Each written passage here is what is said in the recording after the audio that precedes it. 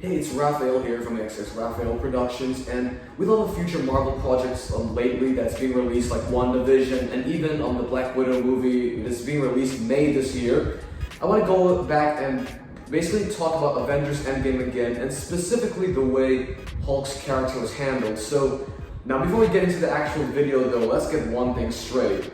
Overall, on paper, the Hulk bringing back everybody from the dead after Thanos' snap is a good idea. Basically, that would have solved the main conflict of Endgame, which is to rectify all the problems that Thanos had caused in the previous movie, Infinity War, right? So this also showcased some of how powerful the Hulk truly is, when you consider the fact that wielding one stone alone is enough to eradicate most beings in the universe, so let alone wielding all 6 of them at once. So basically, look, the problem here with the Hulk is not what we did get, but it's more of what we did not get. And if you recall as well, back in the summer of 2019, I made a video a while back on this particular topic. However, I felt that I should make an update to that video, as there were plenty of other points that I feel like I should have mentioned, but I didn't. So basically now that brings us to this video, March 2021, where I'm also gonna kind of tackle this old issue, and I still have the same opinion as I did back then as to how they handled the Hulk.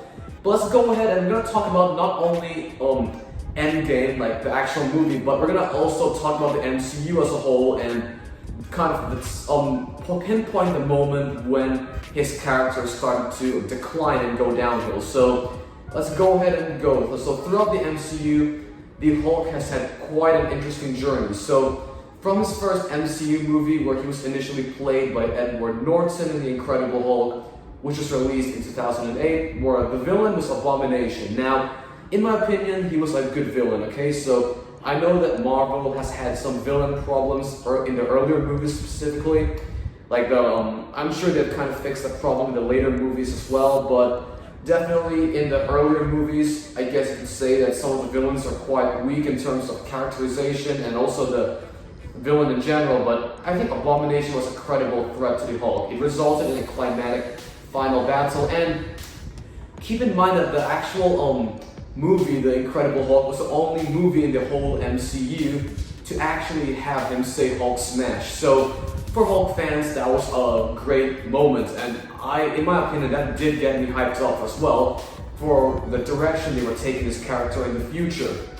Okay, so this continues on to Avengers 2012, Avengers Age of Ultron, Thor Ragnarok, Infinity War, and onwards, okay? So keep in mind that in every movie, starting from Avengers 2012, the first Avengers, he's been played by Mark Ruffalo ever since. Now, the actual journey is also part of the problem that I want to mention, and in my honest opinion, I would say the problems started showing up before Infinity War and Endgame even came around. So, like, I know that in my other video that I made back, I talked about Endgame in particular and Infinity War to an extent, and as to how the Hulk's character was treated, but I think this is the root of the problem. This was the moment where the writings for him started to go downhill, okay? So that would be, I think that he was not been done justice since Age of Ultron. Now, I would argue that Age of Ultron was the last time the Hulk was shown at his best, and I would say Thor Ragnarok was the start of them writing the Hulk in a very shitty way.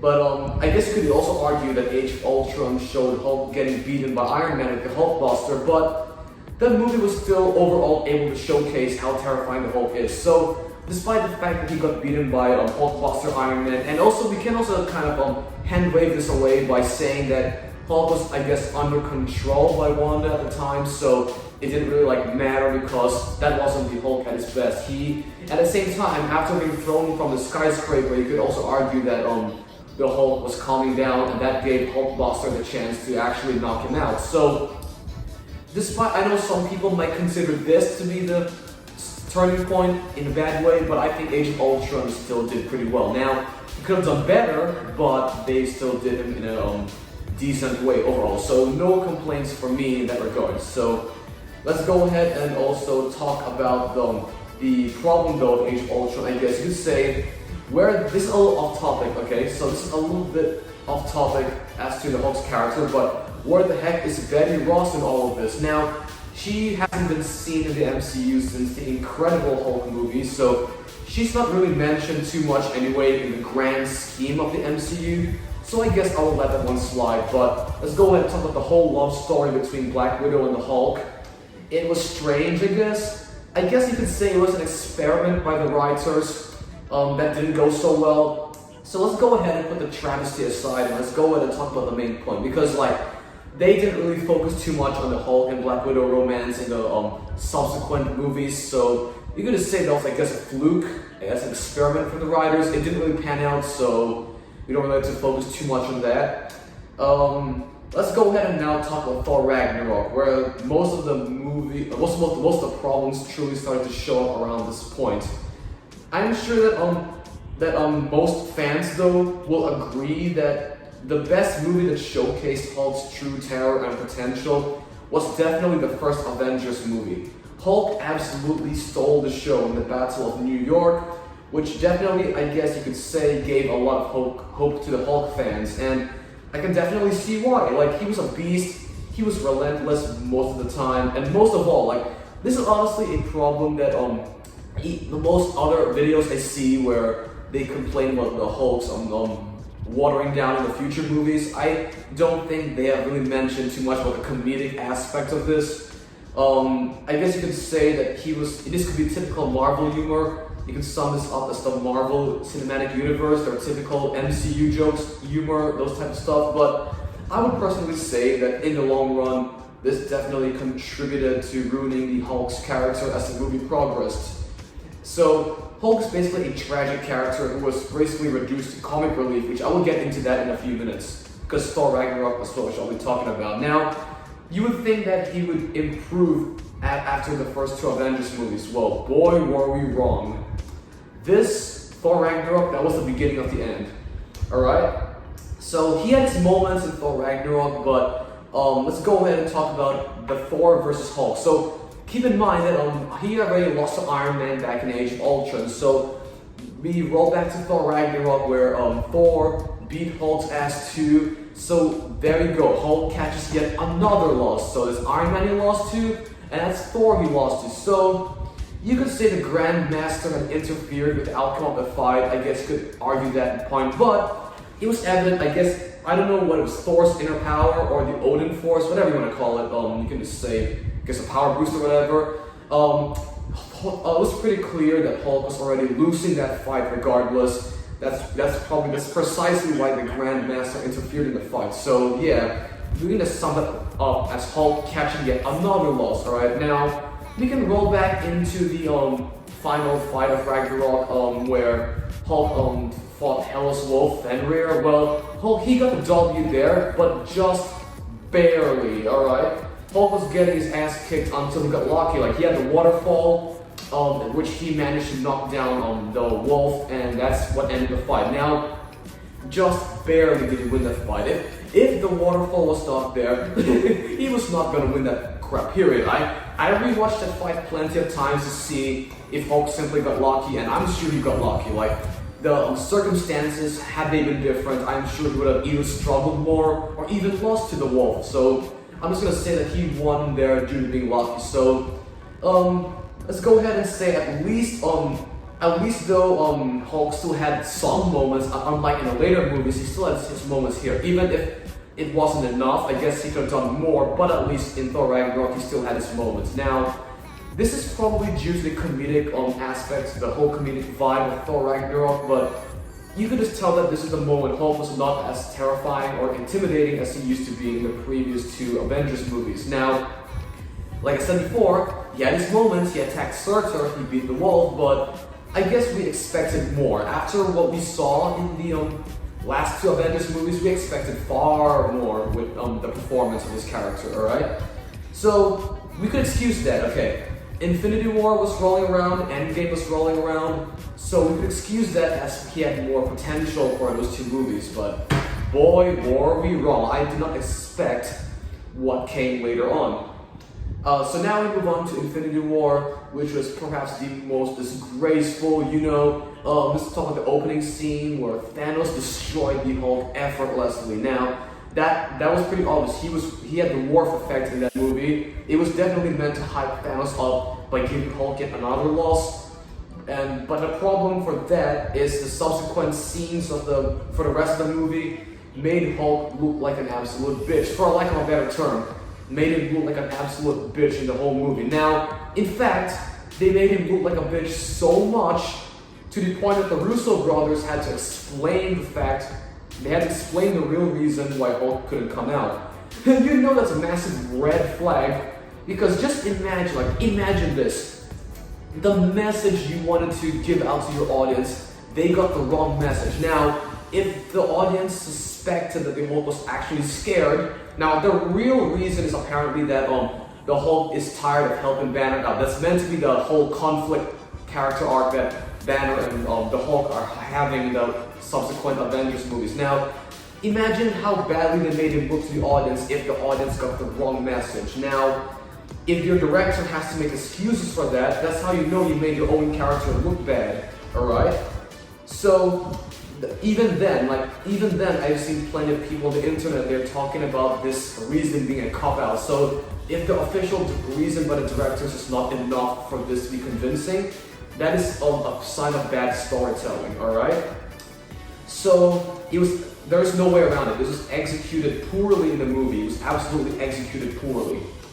And this problem was also intensified when you realize that the Hulk basically didn't get a chance to redeem himself throughout Infinity War. Considering that the fact that the last time we saw him fight in the movie was being beaten up by Thanos, so that wasn't the Hulk we knew and loved. That was not the Hulk. That was a travesty.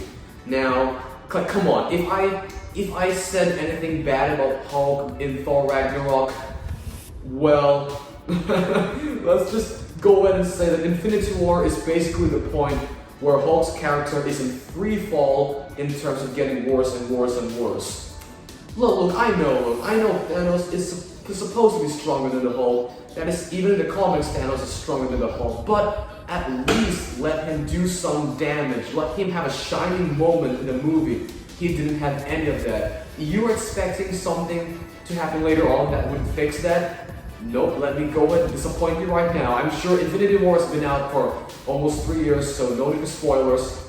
No, had no good redeeming moments in that movie. So Endgame, we had to kind of put all our hopes in Endgame in the hopes that they would at least let him do some damage, let him do something that let him have his crowning moment of glory in Endgame. Well, I'll get to the point later where he snaps his fingers and brings everyone back from the dead. We'll talk about that later. Now, let's go ahead and move on to the Russo brothers' explanation, where I don't buy that explanation. Hulk always looks for a fight. He's always itching to fight, alright? That's Hulk's character. In Thor Ragnarok, this is even shown when Hulk is disappointed when Thor stops him from fighting Surtur. So, despite the huge power difference between Surtur and the Hulk, he's always itching to fight, period. There is no way that he doesn't simply go back and is itching to beat Thanos' ass after what he got in the intro of Infinity War. Now, another thing that's weird is the fact that Banner's life was in danger most of the time throughout Infinity War. Now, if you recall in the first Avengers movie, Banner talked about Hulk saving him from almost dying when he shot himself. Now, that means that in an act of self-preservation, Hulk would go out no matter what. Now, no matter what his reasons are, he would go out to protect Banner, because if Banner dies, so does the Hulk, okay? So the fact that he didn't even come out at any of those moments just goes to show how poorly written it was, and I don't think they even took into account the explanation that Banner gave in the previous Marvel movies, because if they did, they would know that the Hulk would, no matter what his reasons are, would save himself in an act of self-preservation, okay? So the Russo brothers did him pathetic in the movie. There's no way around it. That was an embarrassment. So we can go with one more Avengers movie, that is Avengers Endgame. So this is the movie that caps out the Infinity Saga. Now, I know that the Infinity Saga concluded as Spider-Man Far From Home, but Endgame was the end of the line for plenty of the original 6 Avengers. I think it was 6 Avengers? Yeah, so then Iron Man, Black Widow, Thor, yeah. So the original 6 Avengers, okay? So Hulk should be included in that, considering he's part of the original 6, okay? So I guess a lot of fans expected more from him in this movie, considering you gotta keep in mind this is literally the end, okay? It's the end of the Infinity Saga, well, the end of the 6 Avengers, the original 6. So fans expected a lot more, especially after that abysmal showing back in Infinity War and to an extent Thor Ragnarok. Now, by the time Endgame had rolled around, this didn't happen. No chance for Hulk to redeem himself against Thanos. And sure, like I said before, I would get into the part where he wielded the gauntlet. He wielded the Infinity Gauntlet created by Iron Man. He snapped everyone back to existence. So what I am focusing here is what we did not get. Now, the problems that I have with the Hulk in Endgame is not what we got, but it's more of what we did not get. So it's more of the wasted potential that I'm ranting about for this. The Hulk's storyline, next time we see him, he is Professor Hulk. So that means he is the smart Hulk. He has Bruce Banner's brain dominating while he has Hulk's strength, okay? The problem with this, like I said before, what we got here was intriguing, but the problem here is the fact that he was off-screen. Now, this is a big problem because you gotta consider the fact that the whole storyline was supposed to span through Thor Ragnarok, Infinity War, and Endgame. But yet you decide to skip to the very end of his character arc, and you're gonna use a throwaway line, just a simple one-liner to explain this, and you don't even have a flashback to explain at least what happened in the Gamma Lab or whatever.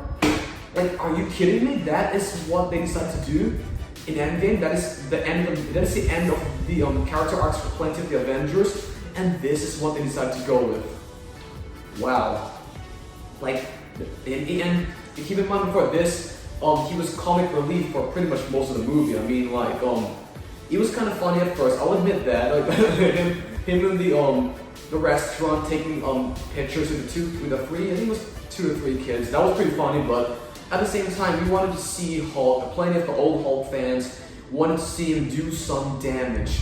We wanted to see his final showdown in the final fight, and he was barely even in it. The end game, the very end, and he was barely in it.